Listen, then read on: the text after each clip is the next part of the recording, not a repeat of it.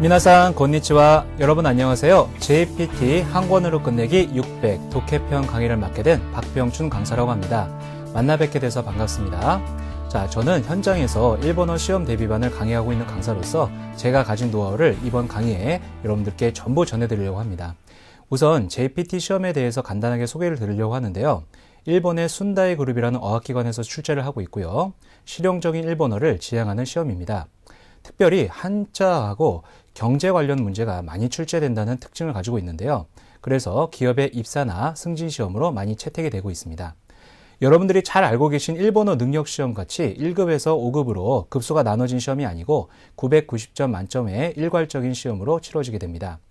각 파트별로 앞부분에서 쉬운 문제로 시작해서 뒷부분으로 갈수록 어려운 문제로 진행을 하게 되죠. 제가 맡은 독해 파트는 파트 5, 6, 7, 8을 말하는데 이것이 50분 동안의 100문항을 치르게 됩니다. 이것을 단순 계산하면 문제당 약 30초의 시간이 배정이 되는데 우리가 파트 8에 독해 지문을 읽는데 상당한 시간이 소요된다는 점을 감안했을 때는 그것보다 훨씬 빨리 풀어주셔야 됩니다. 이상적인 시간 배율은 파트 5, 6, 7까지 30분 내외로 풀어주시고 파트 8의 독해 부분을 20분간 푸는 것입니다.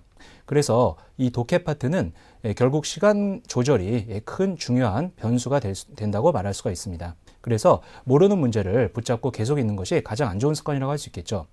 제가 현장에서 600점대를 목표로 하는 학생들을 강의해보면 대부분 파트 8, 즉 독해 부분은 들어가지 못하고 시간이 부족해서 끝나는 경우가 참 많은데요. 여러분들은 항상 파트 5, 6, 7까지를 30분 내로 푼다는 생각을 가지고 시험에 임해 주셔야 되겠습니다.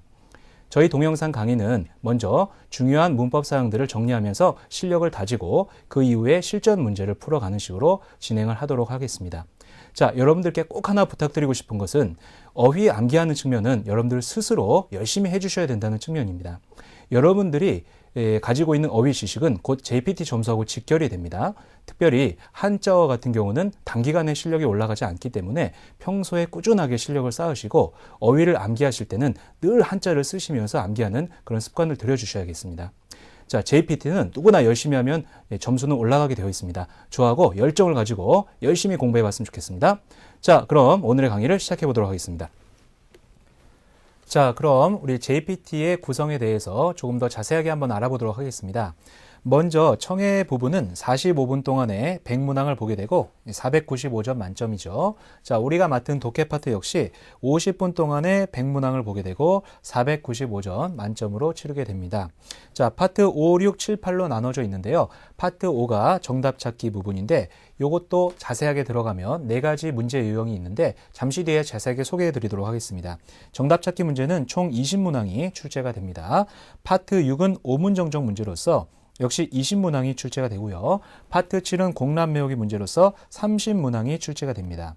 파트 8이 독해 파트로서 역시 30문항이 출제가 돼서 합 100문항이 되겠죠. 자, 그럼 조금 더 구체적으로 한번 문제 유형을 살펴보도록 하겠습니다.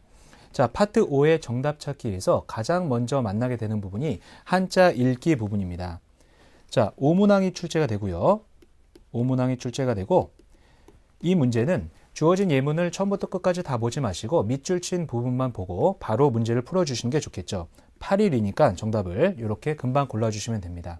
자, 이런 문제는 5초가 넘어가지 않도록 빠르게 풀어주시면 되겠죠. 자, 파트 5의 두 번째 유형이 한자 쓰기 문제입니다. 한자 찾기라고도 하는데요. 이 부분 역시 주어진 예문을 전체를 보실 필요 없이 밑줄 친 부분만 보시면 되겠습니다. 하타라쿠라고 하는 부분 한자 보시고 한자를 금방 찾아주시면 되겠죠. 이것도 역시 5문항이 출제가 되고요. 한 문제당 5초 내외로 빠르게 풀어 지나가셔야 되겠습니다. 자, 다음으로 정답 찾기의 세 번째 유형은 같은 의미 고르기입니다. 자, 같은 의미 고르기는 문장 전체에 밑줄을 쳐서 같은 의미의 문장을 고르는 형식일 수도 있고 아니면 문장 속에 어느 한 어휘에만 밑줄을 쳐서 그 어휘하고 같은 의미의 어휘를 보기 중에서 고르는 유형이 될 수도 있습니다. 여러분들이 보고 계신 문제는 예문 전체에 밑줄이 쳐져 있죠. 자, 간단하게 한번 보도록 할게요. 도모다치니 코라레떼라고 하는 것은 친구에게 옴을 당했다라고 하는 피해 수동용법이죠. 그래서 내가 부르지도 않았는데 친구가 갑자기 찾아와서 내가 공부를 하지 못했다라고 하는 것과 비슷한 문장을 찾아보자라는 거죠. 자, B를 보시면요. 약소크모나크, 약속도 없이 친구가 왔다. 예, 이것이 주어진 예문하고 일맥상통하는 문장이기 때문에 정답이 되겠습니다. 자, 이 같은 의미 고르기도 역시 오문항이 출제가 되고 문장 전체를 읽어야 되기 때문에 조금 시간이 걸리겠죠. 약 30초 안쪽으로 풀어주시면 될 것 같습니다. 자, 다음으로 정답 찾기의 네 번째 유형은 다이어 문제입니다. 역시 오문항이 출제가 되고요. 다섯 문항이 출제가 되는데 다이어라고 하는 것은 하나의 어휘에 여러 가지 의미를 가진 단어들이 있죠. 지금 주어진 예문을 보면 대기로 부분에 밑줄이 쳐져 있는데 대기로에는 세 가지 이상의 의미가 있습니다. 자, 기본적으로 세 가지만 말씀드리면 우선 가능의 의미가 있다는 거 아실 겁니다. 두 번째로 생기다라는 의미, 세 번째로는 마치다, 완료되다라는 뜻이 있죠. 자, 그럼 보기에서는 탁상 데키마시다, 많이 생겼다라고 하는 뜻이니까 A부터 D 중에 생기다로 쓰여진 예문을 찾아보자는 거죠. 간단하게 볼게요. 자, A를 보시면 만족 데키마스까, 만족할 수 있습니까? 가능이죠. B를 보시면 네키루카 도우까, 할 수 있을지 어떨지, 역시 가능의 의미입니다. C를 보시면 하나스코토가 데키마스, 이야기할 수 있다, 역시 가능. D를 보시게 되면 치카쿠니 데키타 미요잉이니까 근처에 생긴 미용원이죠. 그래서 정답은 D가 되겠습니다. 자, 이렇게 해서 우리가 정답 찾기 문항 한번 쭉 유형을 살펴봤는데요. 20문항이 출제가 되죠. 이 중에서 600점대를 목표로 하시는 여러분들은 적어도 15문제 이상은 맞추실 수 있도록 전략을 세우고 가셔야 되겠습니다.